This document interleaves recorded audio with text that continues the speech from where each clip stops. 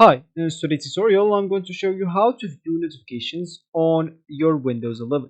So the first thing that you would like to do is just go into your PC that contains the Windows 11 and of course open it up. Of course, if you are a Windows 10 user, you can just go into your settings and upgrade into Windows 11 if you want, right now and for free. Of course, you can run the installation into the background of your PC if you want to keep using your PC in the meanwhile. And of course, that will not have any issues in your PC.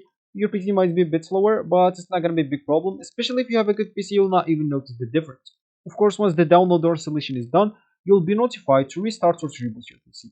When you do that, you'll find yourself with the Windows 11 ready to use.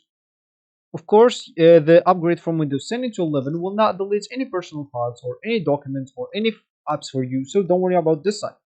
And of course, once you would like to go back into your Windows 10, maybe you will have a recovery point to do that. To do so, maybe if you're facing some issues, which is not most likely to happen, or if you just like the Windows 10, but I bet you will like the 11 more, especially when you get used to it.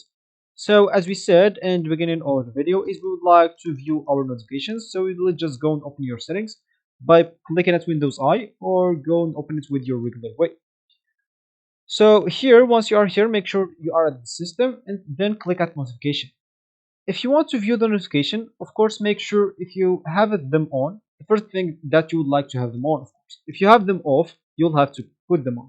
And if you have them on and you don't receive a notification, any notifications, make sure that you have this do not disturb this on. That means you have to turn it off, and of course, now you'll receive notifications. If you have them both on, you will not receive notification because you have this do not disturb. Of course, you can like mute some apps if you want. Specifically, if some apps are annoying and that's why you put in this do not disturb, make sure just to go and put them off here. So this was actually for this tutorial. I hope you like it. Thank you guys for watching and goodbye.